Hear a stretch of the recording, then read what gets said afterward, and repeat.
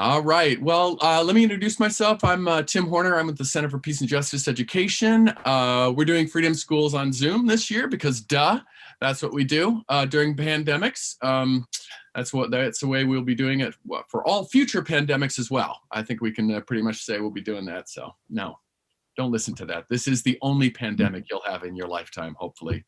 So, but we're here so I'm just going to open things up and then hand it over to Brian Sirak, who's going to be able to sort of bring us into this. I'm just going to be in the background to handle all the technical stuff in the background so that he doesn't have to worry about that with participants and anything that might go on. People come in the waiting room. But anyway, welcome to the last session slot of the Freedom School. And so, Brian, I will let you take it over, introduce yourself, and get us off the ground.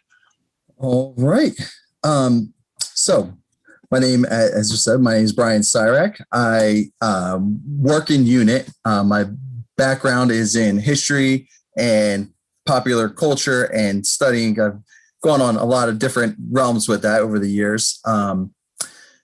My undergrad focus was on military history and Africana studies. And then in my graduate work, I did Atlantic World with Dr. Keita, and was really, involved in a lot of this stuff that we talk about at Freedom School. And I've been an attendee and also a participant in the past. So people keep popping in here, so that's great. And now, This is a subject that's near and dear to my heart because I am a comic fan and a geek in that realm. But also it's really important to me to see how representation and discussion of not only civil rights but all kinds of political and social events happen throughout the talk in popular culture. And it's led me into comics, but in some of my research in the past, I've done stuff with newspaper articles, with book plates and popular novels, and tie that into how that reflects what's going on in the historical moment. And right now, it's so obvious, and with the MCU being so big, this is on kind of in everybody's purview now. It wasn't always like that, but you can see where things end up. So hold on one second. Let me bring up my notes a little bit here. All right. So all right, we're 41. That's good. All right, to get started. Definitely want to thank you for attending. Thank you for giving me some time in your afternoon. I know it's been a long day for anyone who's watched all the events. So what I would like to do is have a few remarks that are basically, me letting you know about this whole topic, and then we'll get into some good Q&A, hopefully, and have a good interactive session. If that sounds good, then here we go. So I came to this topic. My stuff that I've talked about before has been around civil rights being reflected in comics, and the Dr. Martin Luther King Jr. and Malcolm X, and people being represented by avatars in the comics, so far as Magneto and Professor X and things like that. And then I've even gotten into things about how there's stuff in the comics that represent and also reflect the AIDS epidemic and cultural and social events throughout. But when Stan Lee passed away in 2017, something struck me, and that was not only with all these great things that people were saying about him, and everyone's talking about the creations, but how he really gave us a guide to how to be an ally. Well before that was a concept, or well before that was kind of formulated as we know it today, he was doing the work, and and then I actually thought about giving this talk that year because he passed away in December 2017. So I was going to do it in 2018. And it was actually too much for me. I was you didn't realize how much of an impact that he had on us. He was like the grandpa of the country, and the world even. So I put some more work into it, and things actually have fleshed out a little better. And actually, we have a lot more to talk about why it's so important to be an ally in this day and age, given that extra time and distance from his passing. So I think what's really important to focus on in this is not to hold up Stan as like this, person who was perfect and did everything right. But he was a person who throughout his life always tried to, one, show kindness and be kind.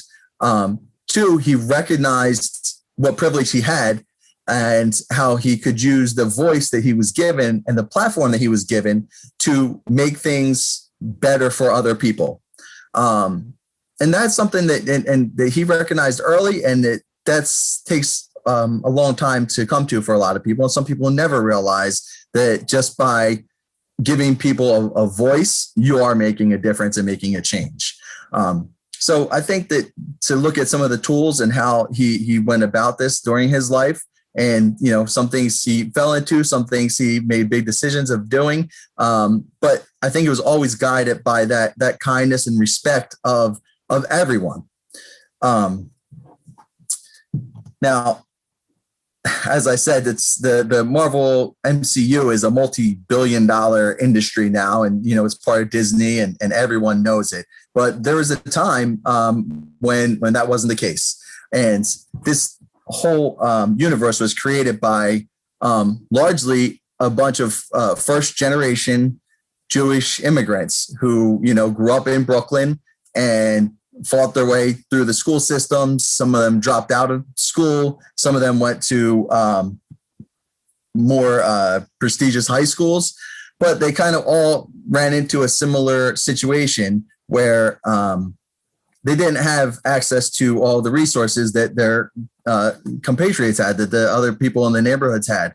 But it was a very inclusive community, the Jewish community in New York, and very similar to what we see in the African-American community and the Latinx community and other and Philadelphia, the Irish community, where the opportunities were there, but they were there to work for, your cousins, your family, other people in your community. And it was a little bit insular, for the most part. So, you had in Brooklyn, for instance, the Jewish bakeries, Jewish clothing stores, and everything like that, into where we're going here with a publishing house named Timely Atlas that was run by Martin Goodman, who happened to be Stanley's mom's cousin. So he, as a child, Stanley Martin Leiber, which is his given name, he was an avid reader, and he always aspired to be the next great novelist. He wanted to be a writer and make a big difference in writing, the next great Gatsby or a Charles Dickens novel. That's where his mind was. But he was always reading these pulp comics that were out in the early 20th century, which included a lot of like boys' adventures, and they would fall under what would be called boys' books. And that would even go so far as to even say like a King Solomon's Mind or things like that. This kind of look into adventure stories and the like kind of led him to want to try something different so far as his novel aspirations. And also he needed a job. So in this, he went to work for this publisher doing whatever was needed from being a janitorial staff to help copy editing to taking pictures for them. He actually had appeared on a couple covers as like dressed up in a cowboy outfit or dressed up in as in another one. He actually was dressed up as the girl who was being saved from the back. So whatever they needed him to do, he was a 17-year-old kid, and he was the one who did everything. Now, what Stan said has said in interviews is that he wanted to learn how everything ran and wanted to learn everyone's job, so he would always have a job. He said, if I figured if I could learn what everyone else did and then kind of give a reasonable facsimile of that, then I could always be someone who would have a career. So this is where he was going with that. And at the time, Jack Kirby, who you may have heard of, and Joe Simon created a brand new character named Captain America. You may have heard of him. Now, what's really important about that is Jack and Joe were a little bit older than Stan, in their 20s, and they were very cognizant of what they were doing. For instance, the first issue of Captain America Comics, which is kind of a famous picture, it was in the movie and it's all over, of Captain America punching Hitler in the face. That came out before, about 8 months before Pearl Harbor. So it was actually controversial at the time. A lot of people in America were very isolationist. They didn't want to get involved. They didn't want to be in this war. They were still in their mind recovering from World War I. That was still fresh in their minds. The Great Depression was raging. They didn't want anything to do with some far off war in Europe. So when they put America, represented by Captain America, punching Hitler, there are people literally picketing outside of the offices saying this is going to cause them to, they were afraid we're going to get involved. We don't want to be involved. Stay away. So while Jack and Joe Simon knew what they were doing and were trying to stir up controversy, and they were a part of clearly the Jewish community saying we need to be involved. Stan was watching all this and learning from them. So in that time, shortly thereafter, in Captain America 3, Stan wrote his first published piece, and they needed a couple pages to fill the front of some ads, and he was finally published. And Jack Kirby and Joe Simon liked what he was doing, liked what they saw, and liked that he was always willing to help. And his cousin, Martin Goodman, liked that he was a lot less expensive than all of the other people. So it was, he can get Stan to do any assignment at any time and pay him half as much as the grown-ups. So he ended up getting a lot of work. And that ended up being very important and influential to him, to Stan Lee, as his career grew. It was right at this time that he took the pen name Stan Lee, because he was still worried that if he was writing kids' comics, then no one would take him serious as a famous novelist. So he wanted to keep his name, to be serious, so people would know it forever. And we all know how that turned out, and that Stan Lee is synonymous with, the Marvel universe and creativity and a lot of things like that.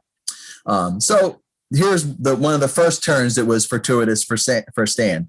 So he was blessed to have that connection, to actually have a job, to be working. And at this time, we got to 1943, and he was drafted into the Army, as many Americans were.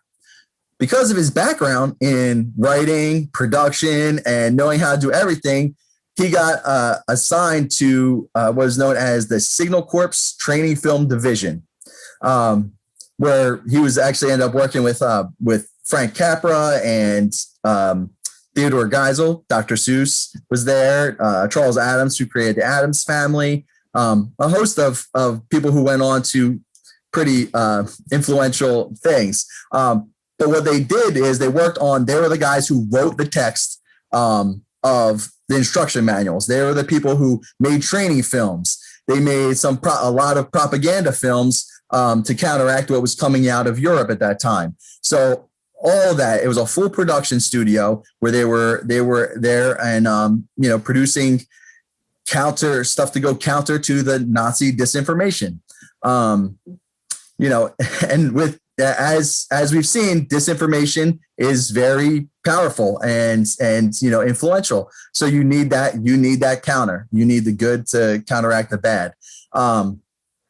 So in this, he was lucky to not have to be in the front lines in harm's way. He was, but also doing something that was very important. And by being able to work on all of these things and having interactions with so many different people, took him out of his safety net of being in Brooklyn, New York, and never ever gone anywhere except for across the river to New Jersey once in a while. So this took him all over Europe. It took him even into Japan, these places where, like I said, a 20-year-old from Brooklyn would never have the opportunity to get to. And Stan stayed with his voracious reading and search for knowledge and just his general curiosity and trying to get into things. So everywhere he went, he picked up, he was interested in what were the local legends. He bought books about mythology and whatever cultural things were going on in these different, far-reaching places like England. So he was very interested in that and came home with a lot of experience and information. So through this very successful turn in the military, he came back into the publishing realm, coming back from there. And at the time, also Jack Kirby, Joe Simon, and many other artists at the time were all in Europe fighting for the most part. So when they all got back and things started kind of kicking up again for the comic industry, Stan had a very different outlook. And many of the artists and creators have a different outlook. And you'll see this touch everything from newspapermen to TV personalities at the nascent television industry that was just starting at the time, movie stars, people writing. A lot of people that World War II had an eye-opening impact and effect on people. They could see, what horrible things could be done to people, and they could see how working together as a world unit, that you were really interconnected and you can do things. You could defeat great evils by working together. So this all kind of, you could see a turn in a lot of things at that time, when everyone kind of got back and tried to get to what was sort of normal life. And at this time, it was in comics, superheroes were kind of fading, and there was a big push for Westerns and romance and horror. That led to what became known as the Comics Code, which is a whole nother topic, another discussion. But essentially, there were, to go along with the McCarthy hearings, there was a book named Seduction of the Innocent, and it talked about how all these juvenile delinquents and criminals were had read comic books at some time in their life. So they made the connection that comics equaled the criminal activities. So the true crime comics were popular in the days, even Dick Tracy and things like that. They wanted to pull everything. What they failed to recognize is that if the circulation of those comic books on the shelves were about 3 to 10 million copies a month. So you could pretty much ask anyone, you could ask a professor or a criminal if they had read comic books as a child, and everybody would say yes. I mean, remember, this is before TV, before everything. That's what it was. That was what everyone did. You could, so you could have made that same connection and say, well, this guy eats Wonder Bread, so that is what makes you a criminal. So we can see how that could go down some really strange pathways. But that's what was going on in the country at the time. And like I said, it was tied directly to the communist scare and McCarthyism and that accusatory nature that was kind of fear mongering that was present then. And again, we see parallels to what's going on today, even recently, where people would claim video games would have those kind of impacts, or the general fear mongering that is effective in moving groups of people. So after that happened, it kind of really very much disrupted the comics industry. So now you were stuck with teen romance stuff. You had Archie. You had some few Westerns out there, but there wasn't much going on because everyone was afraid to publish and be the next person targeted and have their company shut down. And they can make just as much money selling, those books as anything else. And some publishing houses went completely out of business or switched to, say, Mad Magazine and Cracked Magazine, stuff like that really populated at this time because it was it wasn't under the comics code. So a few years later, in say 1957 around, Stan had moved up through the ranks to become the head editor at Marvel. They put out 8 books a month, and they were innocuous.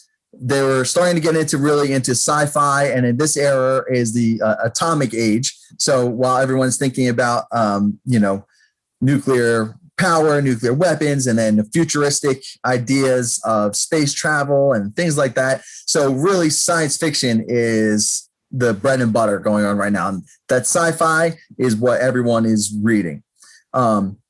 This is one of the first times where Stan is putting in his influence, along with Jack Kirby, who was working hand in hand with him. Stan was the writer, and Jack was a phenomenal and wonderful artist.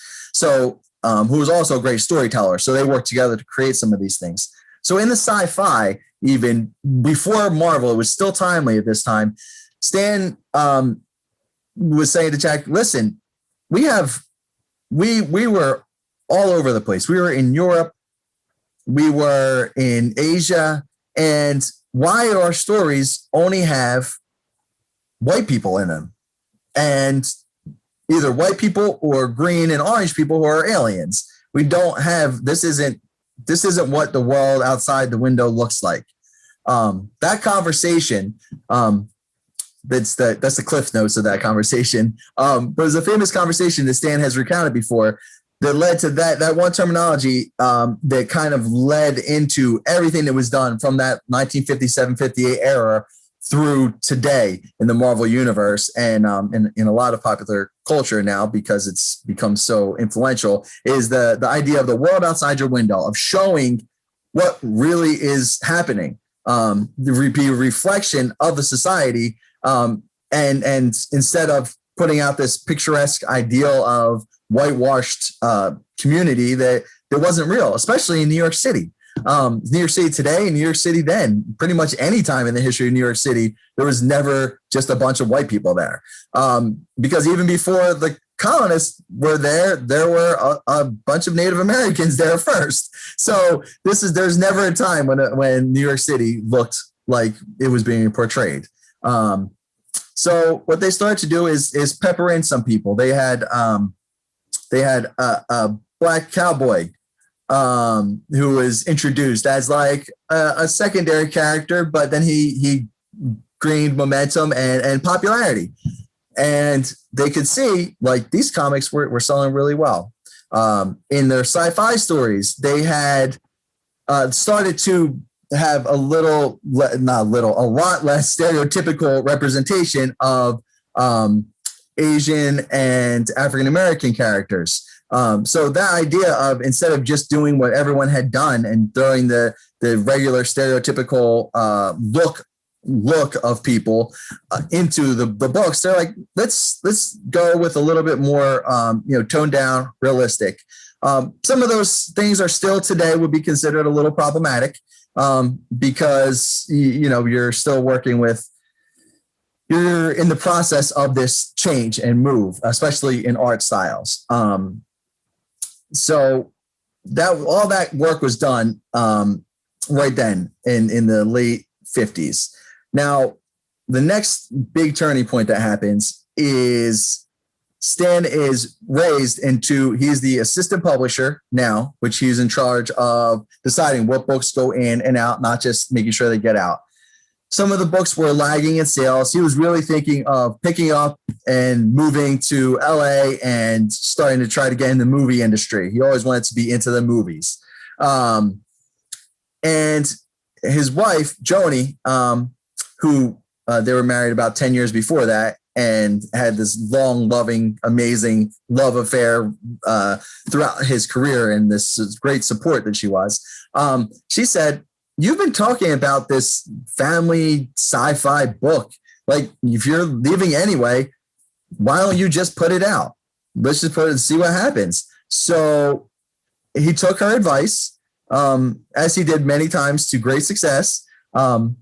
And I can actually, as an aside, say that's usually a great idea to take the advice of your wife, because they tend to be brilliant. He put out this book with Joe Sinnott, who we haven't talked about before, who's a great person just this past year, and who I was very friendly with, was doing the inks. Jack Kirby was drawing, and Stan came up with this idea of the Fantastic Four. The Fantastic Four was going to be nothing like it was ever seen before in comics, because they were going to be, they were going to fight. They were going to have family, issues. There was a boyfriend and girlfriend, were two of them, and then one of their best friend's sidekicks, who was the fourth wheel a lot of times, who became the Thing, Ben Grimm. And then you would have Johnny Storm, the kid brother, who was a hothead and always getting into trouble and thinking he knows better than everyone. And as a teenager.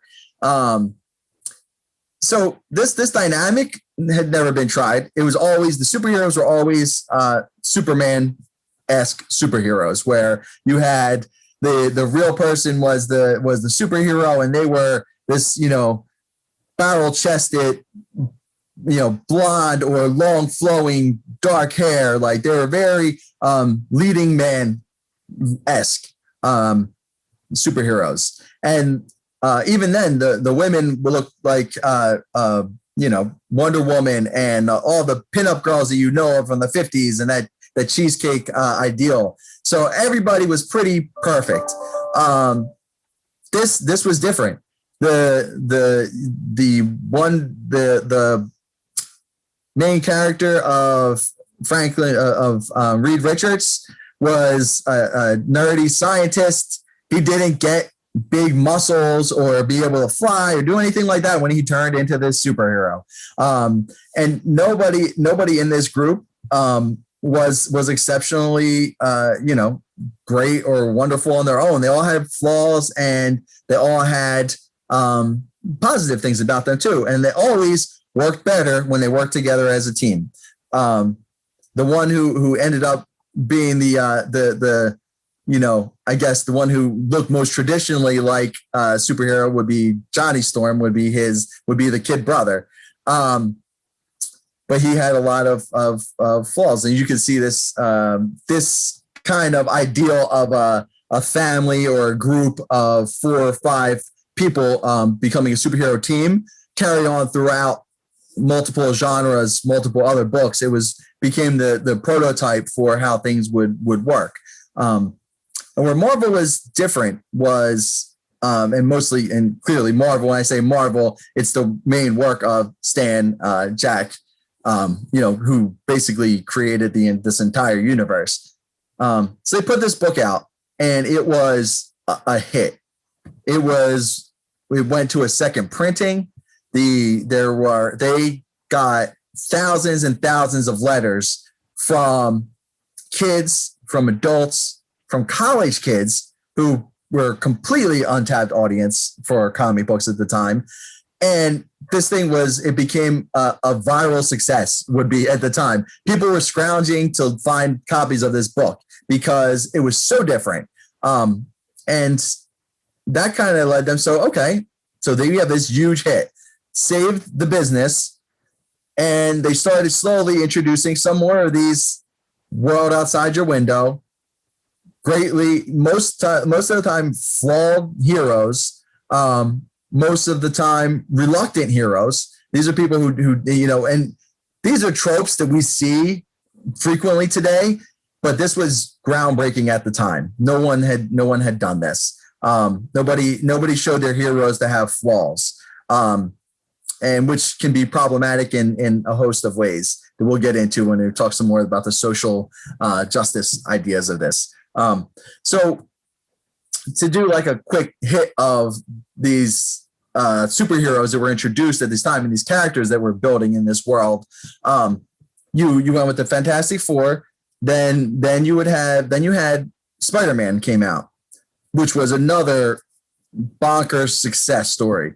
And Spider-Man was a teenager, as everybody knows now. Peter Parker, or Miles Morales now, teenager, high school, which seems like, oh yeah, great, teenage.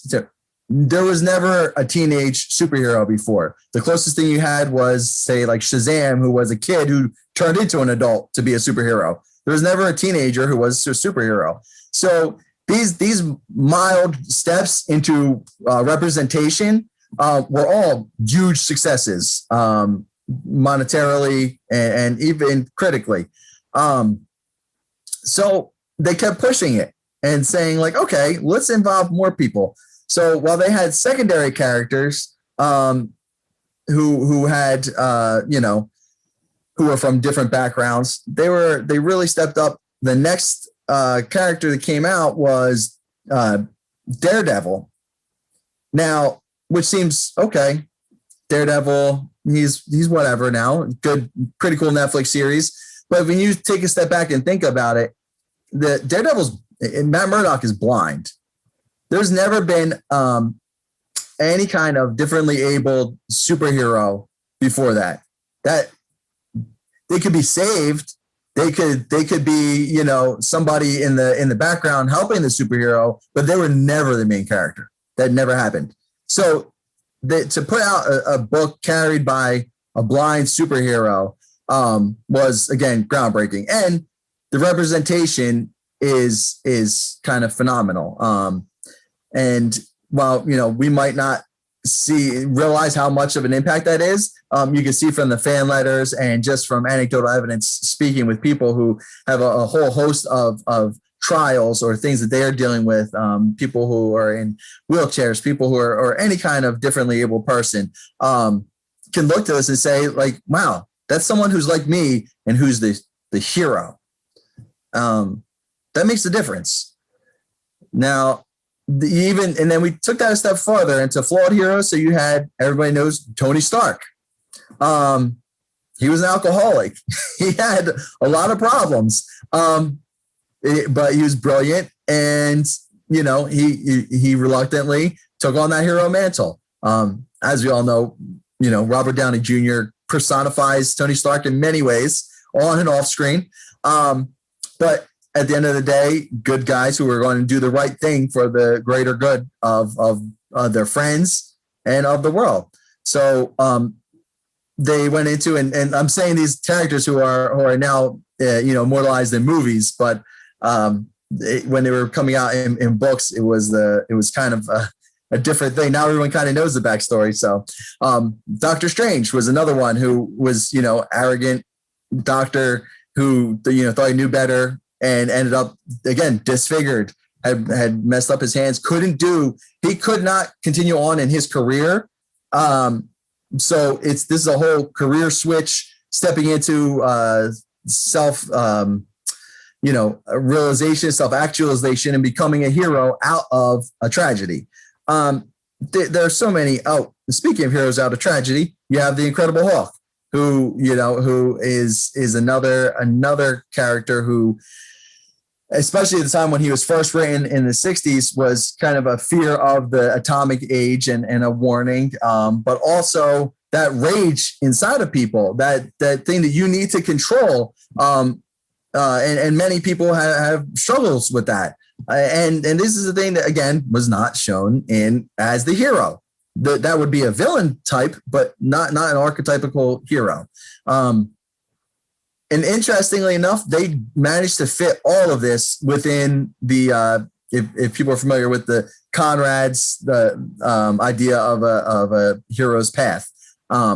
So these guys weren't distinctively and unapologetically heroes, but they were also all flawed in some way or another. And there were things that they had to deal with throughout the books and throughout the mythology that was being built. Now we step into the X-Men. And this is really when some of this real stepping outside of a comfort zone of really because showing how to be an ally, which is the title of the talk. So the X-Men were clearly inspired by what was going on in civil rights at the time. And there was a lot of talk in the offices about what they could do, what they should do, and how we can. I say we. I'm reading the quote. They were concerned with how they could get children to see things in a different way. They were basically fed up with dealing with adults at the time and saying, like, listen, we're trying to talk to these racist people. We're trying to get people to come out of their comfort zone, and we're trying to get people to make real changes because people are being hurt. And really, again, these guys were comic book creators, so they weren't taken as seriously as they would be today. So, like, what can we do, and how do we do it? And this is kind of the birth of the X-Men. And you can see early on from the second issue in 1963 that they had people protesting against them and protesting against the school that they went to, Xavier's School for Exceptional Children, because when people started to find out that they were different, they were mutants, and that they were feared just because they were different, and people didn't want them in their neighborhood. People didn't want them in their schools. People didn't want them to have any kind of influence or power, and thought they should be locked up. These were things that were very reflective of the general idea that was going on in the country at that time. As much as we would all love to say, well, I wouldn't be like that, I would do something different, I would know. I think that there's a general either apathy or an idea of, keeping your head down and dealing with what you had to do in your life. I'm too busy to worry about that. That still goes on today. And I think that's where we can take some of that in of using that example of how to be an ally from Stan and say, sometimes you do need to say something. You do need to come out of your comfort zone. And while you might not be able to appear before Congress and talk about this stuff or be on TV, everyone has some sort of platform that they can use to amplify an important message. And they use their platform of writing comics, of directly speaking to children, high school kids, and college kids at the time to say, listen, this isn't the way to be. We're showing you an ideal of how you can empathize with people they're experiencing this. So, again, X-Men, another big hit for them. And even if some people didn't realize how on the nose it was, you had some very, very clear ties from Martin Luther King Jr. And Professor X, and then Malcolm X and Magneto. They used the same verbiage. They cribbed from speeches that the real people gave and dropped them into the comics. This wasn't supposed to be ambiguous. It wasn't supposed to be something like we're sneaking in there. This was them slapping people in the face and saying, like, things need to change. The next step, I would say, was around this same time. You saw one Nick Fury was in Sergeant Fury and his Howling Commandos, which was a war book about the World War II. And this ragtag group of fighters who came together under Sergeant Fury, and they went on these missions and kind of took it through a historical thing. So it went through World War II, and they were at a lot of the battles and did all these great things. that was popular. War books were popular at the time. But really interesting is that group, the Howling Commandos, they had a French guy, they had an African American guy, they had an Irish guy, they had an American Indian code talker. 40 years before anyone saw the movie and knew what that was. It was in the comics. It was there. And then of course, Sergeant Fury, Nick Fury. So that like rainbow coalition of military men was really one of the first representations of all these people working together to be a superhero team. There was even a character, another character who was introduced a little bit later, who was the LGBTQ character, and it was very subtle for the 60s, but there was innuendo. It was obvious that was there that he was interested in saving the glamorous girls, but he was going to take care of that guy over there. It looks like he's hurt. There's a lot of stuff like that. So this representation of what people were in New York City was pouring into the comic books. And those comic books were pouring out across the country, selling millions and millions of copies. And not only that, they were influencing people that you could see from the letters who were happy that they were being represented, that they could see themselves in these books as the heroes, to see yourself as the hero, not just see yourself as a side character, that you're the person who's doing the saving. You're the person there. And that might, again, it might not resonate with some of us who are used to always seeing ourselves as the hero, but when you don't, it is really important and impactful. So from this time, right now, what we're seeing is the people who are reading the comics at this time would grow up to be Steve Jobs, President Obama, Vice President Kamala Harris, Bill Gates, like all of these people who try to change the world, move things, and have try to have great impact, see things where like, I'm going to make a change. And when I make a change or when I become successful, I'm not going to sit in that success and take it all in. I'm going to turn around and say, okay, I'm going to use this platform and this success to try to reach out and help someone else. And in all of their autobiographies, you can see I'm talking about these Marvel comics specifically and how much that had an impact on them. Another famous person who you all know, Representative John Lewis, was a huge comic book fan and was introduced to Dr. King via a comic book that was put out about the bus boycott, the Montgomery bus boycott. And from them became an icon, a civil rights icon. So two things. One, representation. I'll keep going back to this. It's so important. And two, the ideals that were put out there actually did make a difference. It empowered people to make a difference. And that's sometimes that push, that empowerment that you can share is just as important as being the person who's on the front lines doing this social change. If you can be positive, if you can help your friends, if you can stand up and say, there's a wrong happening in the moment, say no, stand up for someone who might be the only whatever in the room, the only woman in the room at the time, the only black guy in the room at the time, the only anything. If you're the only anything in the room at the time, it is immensely helpful to have someone who is part of the larger group speak out on your behalf or stand up and back you up. These are the kind of things that might not have been super obvious in these comics, but this was the ideals that they were putting out there.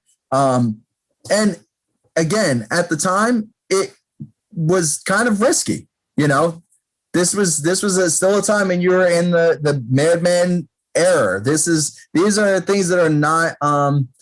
It's before the Civil Rights Act passed. It's in the shadow of the Civil Rights Movement, but it's the zeitgeist and the move wasn't really picking up all that steam until right then in the next couple of years. And we'll get into the next part of that, which would be Fantastic Four 52 introducing T'Challa, the Black Panther.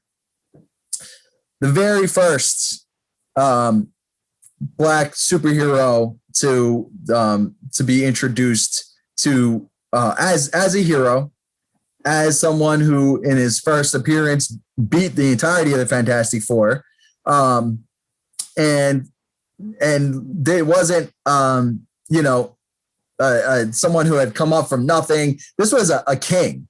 This was a prince. This was someone who came from money, land, influence, and was a Black character. So to see this in the comics, especially at that time, which was funny enough, about 2 months concurrent with the Black Panther Party coming to prominence. So these were concurrent happenings. And one of the first things that was done done at this time, which was really standing up, is they threatened to take the comics code off of the comics, which was like a death knell, because if the comics code wasn't on the stamp, wasn't on the comics, the approval, they wouldn't sell them at newsstands. They wouldn't sell them at many places. So it would pretty much cost you your business if you couldn't get approved for that. But because they said the people of the code, which were the establishment, I guess at the time, who said you can't have a character named Black Panther because you have these anarchist, scary Black Panther Party is trying to overturn, what we're doing here. You need to change that, or we're going to pull your code. They said no, we're not going to do that. There's no reason, and and even went so far as to say to these guys putting in there that did you talk to anyone from the Black Panther Party? Do you know what this is about or anything like that? And what happened there was they backed down. The people who tried to make them stop were the ones who backed down. It would have been very easy to just say, all right, we have all these other characters making all this money. We could change this one character's name. It's not a big deal. But it was important. And because doing those difficult things and facing up even at the risk of repercussions is another tenet of being an ally that they showed at the time and then concurrently going forward. And it directly also flies in the face of what we hear sometimes of people being afraid that if someone else gains something, that I'm going to lose something. Like instead of the idea of like we can cede some power, we can give another person a seat at the table. We can have more ideas and more discussion. We can make sure that more people can live a respectable and good life with enough money, enough food, healthcare. And that's not going to cost anybody else's rights. You're not going to lose your rights by giving someone else a rights. By shaking up an oppressive system, you aren't losing anything. You're gaining from the entirety of it. So that's another kind of early ideas of that, of standing up and saying we're not going to, it's not a zero-sum game. There's not one pie. It's a giant cake that we can all have some of. And instead of limiting how many people can have a slice of the pie, let's make a bigger pie, So now we're moving quickly, but steadily through the ideals of Stan as an ally.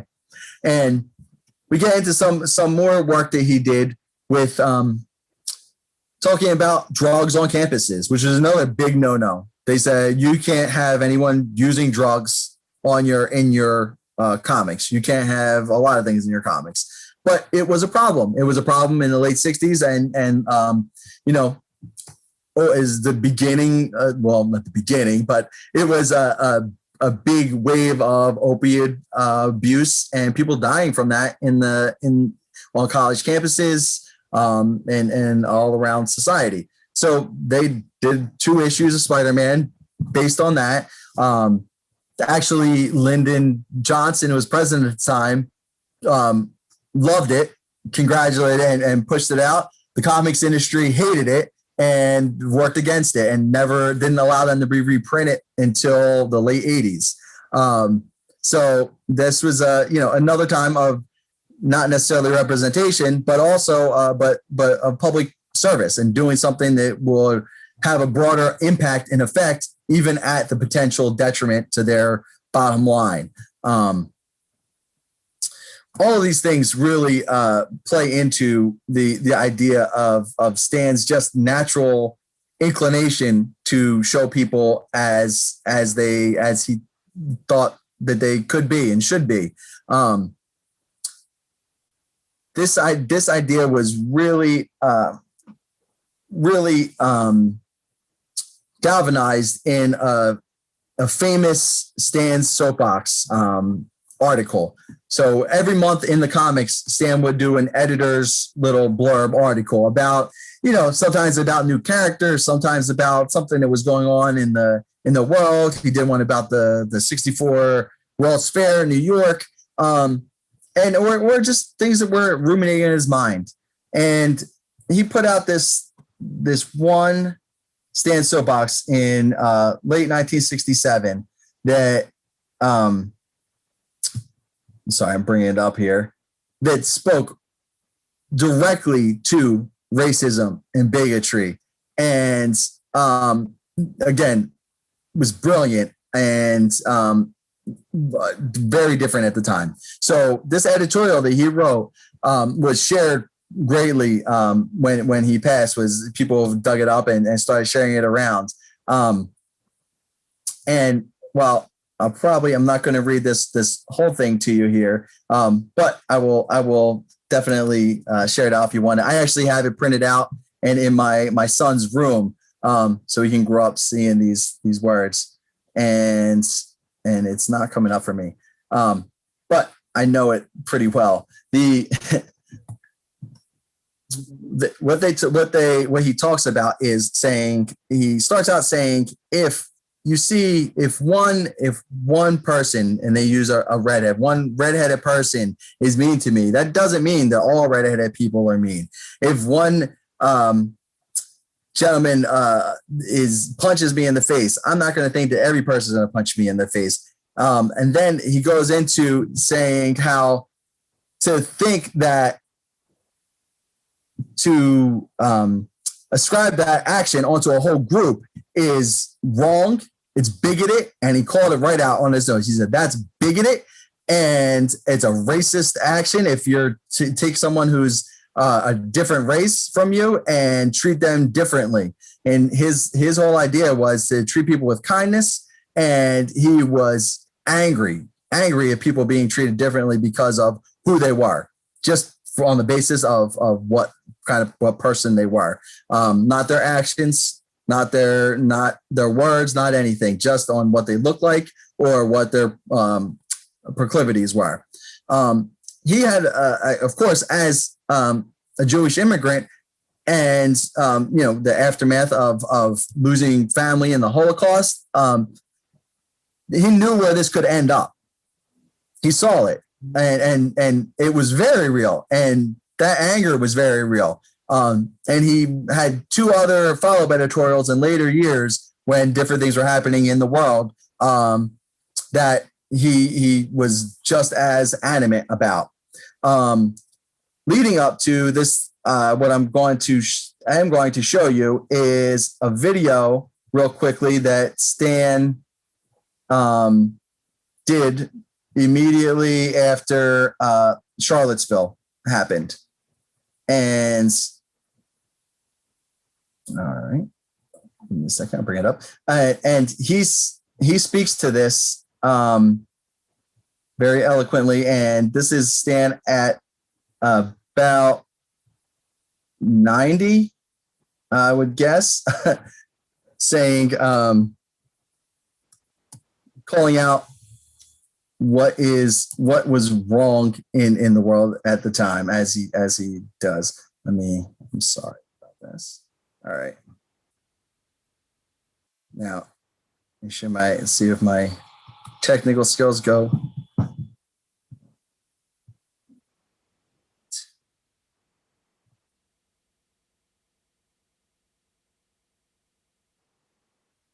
All right.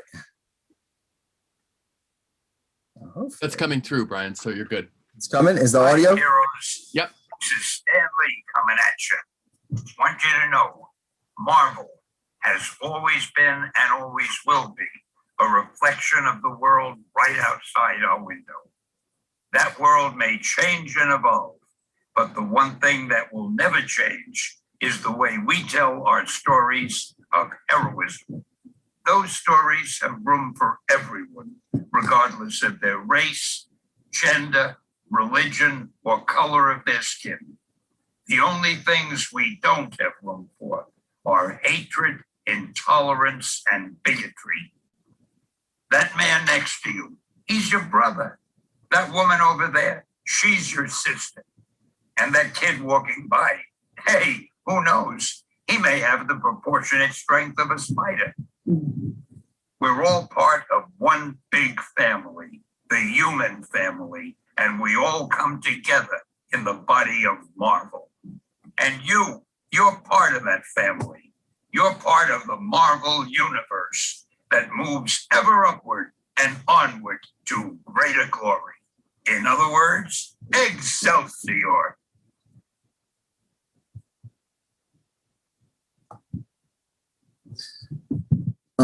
So this is kind of a capstone on the career of Stan being an ally and always standing up, doing these things and trying to be the best that he could be at showing how people are and who people are, and just showing that reflection of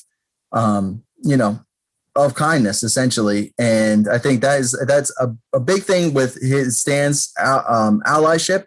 One is that it predated a lot of what we know about being an ally. And two, it was genuine and he was always evolving in it. So his ideas of what happened in the 40s and 50s and 60s up through 3 years ago, he was still learning and always willing to take that in and apply that to how he shaped his desire to help people and to be an ally.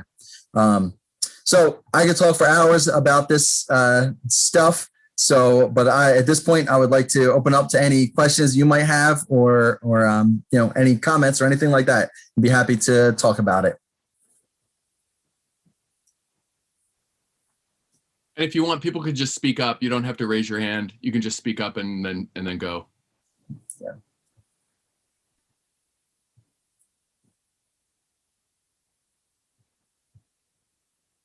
Hello. Hello. I don't really have any questions, but I just wanted to say something that you said that really stood out to me was how important representation is. And I remember when I saw Spider-Man Into the Spider-Verse, it was so exciting seeing Miles Morales, half Black, half Hispanic main character. And so I just thought it was also really interesting how they can appeal to all audiences, from my 5-year-old nephew to my dad. So I just thought that, because I wasn't always the biggest Marvel person, but I think watching that movie made me a bigger fan. And then this presentation also was very interesting. So thank you. Fantastic. Thank you for that. And I didn't even get into mentioning that, guys, but also just recently, if you haven't seen, Into the Spider-Verse is possibly my favorite Marvel movie. There's a couple of things, but I cried. It was such a great movie. But Miles Morales is Spider-Man now. He's not a sub Spider-Man. He's not a thing. The kids growing up now, Miles Morales is Spider-Man. He's Peter Parker for us. But also there's Amadeus Cho, who is Hulk. There's Kamala Khan, who's Captain Marvel, who's a Muslim superhero from New Jersey. And we have Viv Vision, who's an android who that leads into a whole other thing of talking about representation and what it means to be a person. So they really delve into that of like the rights as a person and what rights you have as an android. So they take that to talk about things that are bouncing around in the zeitgeist now. So yeah, there are a whole host of these new characters who are very representative, and I love them. And thank you for mentioning Into the Spider-Verse, because I didn't get to that, but everyone should watch that movie. It's amazing. The art is fantastic. The story arc is great. And the soundtrack is, you know, chef's kiss. So thank you, Melissa.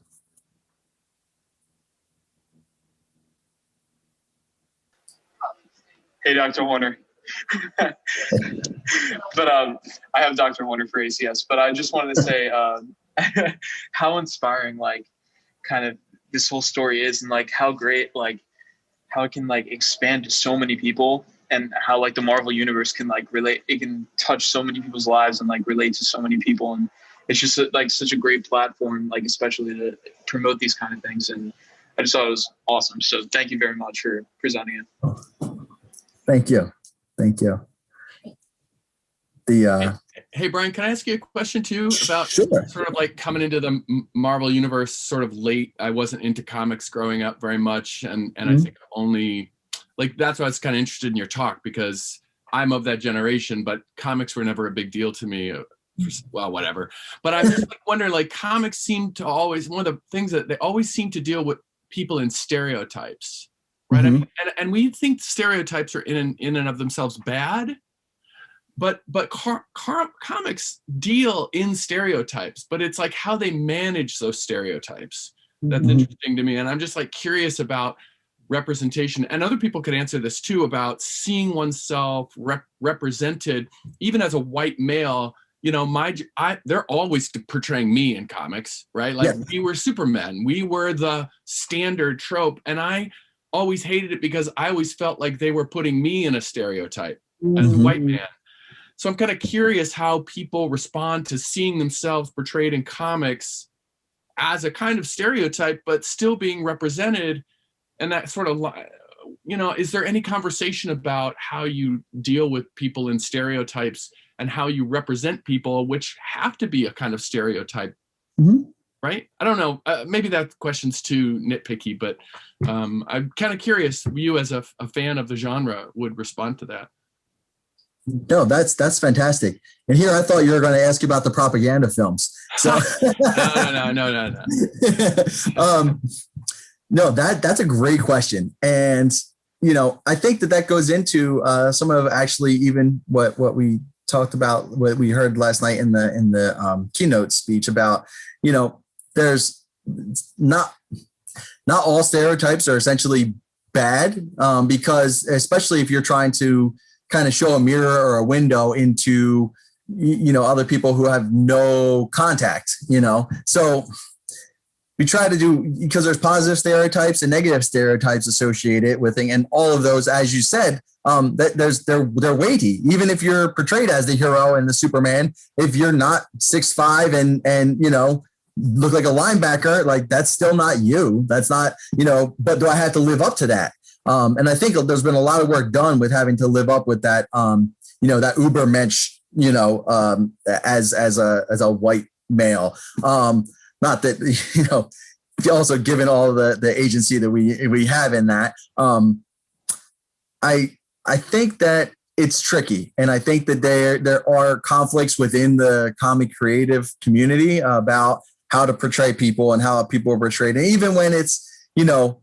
You get into later of Storm, when you get into the legacy virus, which was AIDS, and they talked about and how at first only mutants could get it, and then like anyone can get it. So and they reflected the gay culture, and then how the hatred against the mutants again. So there was another thing to stoke that up.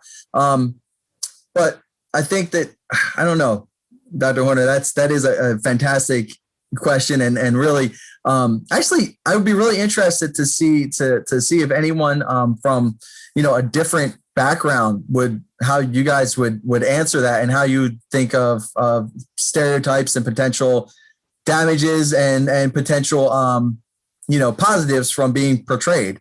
So that will turn that around to.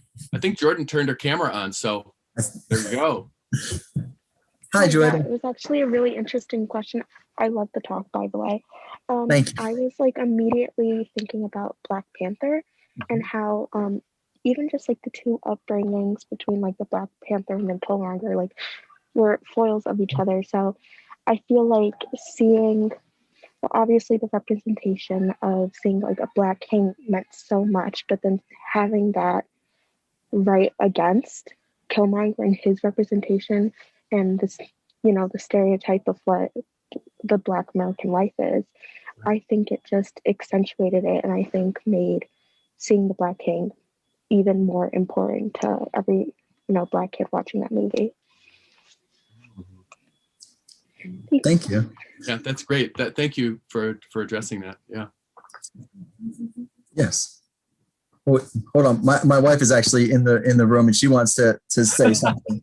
I'm not getting on camera, but I think another way to tackle, if you guys can hear me because I'm kind of far, but another way to tackle that idea of not getting wrapped up into stereotypes is the way to support artists from those particular communities as well, because you do have Black artists who write for Marvel. You had a whole comic book subgenre of DC writing for Static Shock and things of that nature, creating our own characters as well.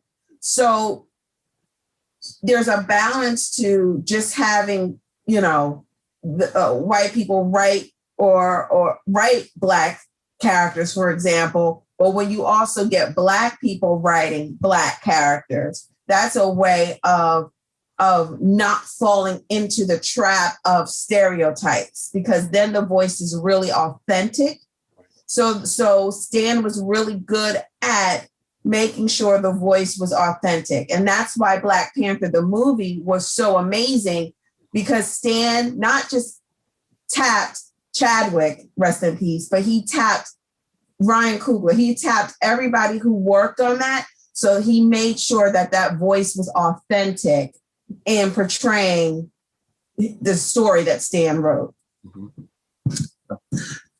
And from that spin on that a little bit too, that character of Kamala Khan, who is from North Jersey and is a Muslim American character, teenage character. The writer of that character is a Muslim woman who grew up in North Jersey and lives in New York, works for Marvel right now. And her character came out of, the editor saying like, we want you to write a character who's you write all the other characters so well, like write you, and show that in there. So again, it goes from the hiring practices in Marvel of bringing people in from different backgrounds that can help fight that idea of stereotypes and kind of make the voice authentic. And when something comes out that may seem stereotypical, but it's from an authentic voice, I think it has some weight, in there. And you say, okay, now we're not just talking about problems in a different culture. We're talking about stuff at home. We're talking about problems. And this is why in Black Panther with Ryan Coogler and the Michael B. Jordan's portrayal of Killmonger, it was really important. And it wasn't, it laid into some tropes of an angry, that angry Black man. But you saw the whole background. And you saw what gets you to that point and why you think why you can grow into acting like that. I think that's the only actions that I have in the pathway.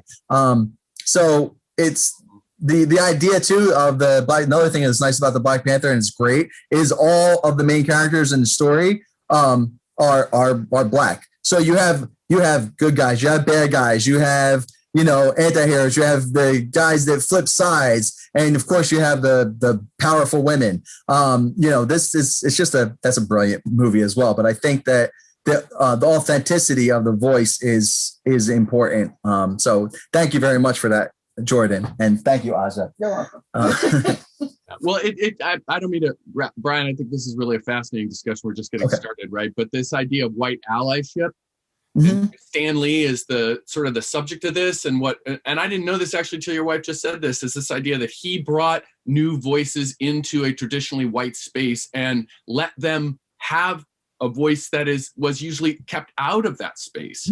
I think that's what always troubled me about comics, is they were so white all the time, right? White by white about white.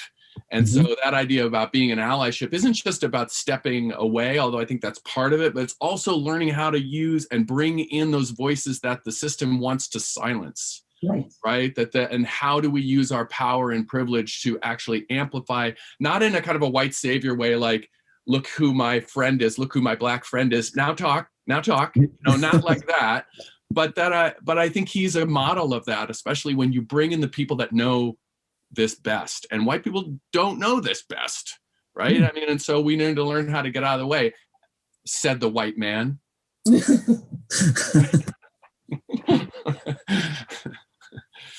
that's excellent, and that's very well synthesized, Dr. Horner. No, and that's something that's a struggle too of in that allyship of like, okay, yeah, I recognize my privilege, and where do you draw that line of trying to stake that white savior attitude? And I'm gonna do all this and go, that's, oh, do we have someone talking? Okay. This is what white people need to do more of. Yeah.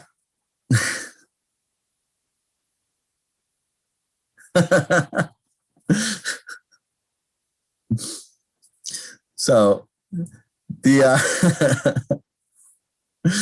but it's in I think that so Brian, you can wrap it up. I think we're coming up on time actually. This might be all right. Yeah. The another thing that Stan did too is there were women writers, women artists, women editors involved in the process, which was different in the 1960s, as you can imagine.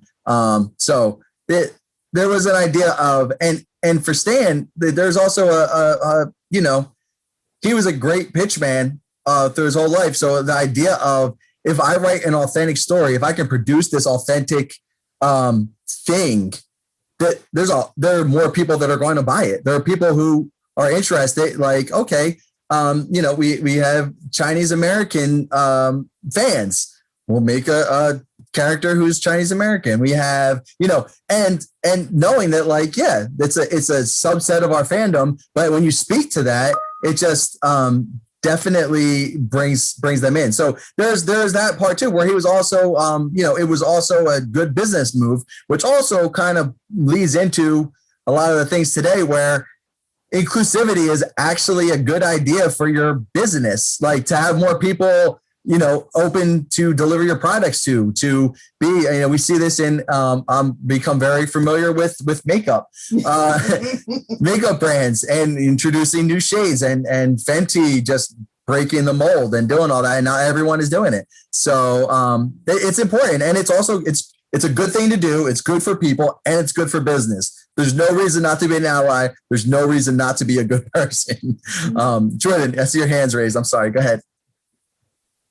Yeah, I was just going to say, I think like the whole difference with what Stan Lee was doing and what like other businesses, I mean, obviously I love Fenty, but it's not about like BYOB, like don't bring a Black person with you. It's about like create a space where they are valid and they can grow. Like, I think, I don't know what his plan was, but he created something that's much bigger than himself. So it's not about his allyship anymore. It's about like the fact that he's a legend and he made others legends. And he brought in writers, producers, makeup artists, like hairdressers, costumers. Like, I mean, we were talking about the soundtracks for Spider-Man and Black Panther, two of my favorites, but like it's very obvious that that has got to be some of the most diverse soundtracks ever in the MCU. So obviously, like bringing in those other people is wildly successful, and it needs to happen more. Thank you. That's fantastic. Well said. Amanda, I see. Hi. I just also wanted to bring in the point about how it's also has to do with like not just like the the makeup industry or like Marvel, but also has to do with like what we grew up like watching on TV, so like Disney Channel or like all like the princess movies and stuff like that. And so I remember like growing up and on television, like I didn't really see anybody who was like me, who I'm a Chinese American. So I was like, wow, this is really interesting. And then I also grew up in New York City though, which is super diverse. So like luckily I got that experience. But then like also like coming to Villanova, which is like also a predominantly white school, it's also like you just like go through like depending on like what environment you grow up with and like what you see on like the news or on media or social media, it's like very different. It's great point. Well, I hope are there any other comments or questions before we wrap? Anybody? Anything else? All right. Well, thank you so much for being here, for participating, and thank you to everyone who spoke. I think you guys really make the difference in a great experience for us. So I'm glad I could open up some of these avenues, and definitely let me happy. also say, on behalf of the Center for Peace and Justice, we should show our love to Brian Sirak. I've been mispronouncing your name for a long time, but so give it up, put your hands on the screen, whatever, do your thing. Let him know it's hard in Zoom. You don't get much feedback, so it's hard. But we really do appreciate your time coming here and putting this together. And there come the yellow hands. There you go. There they come. All right. All right.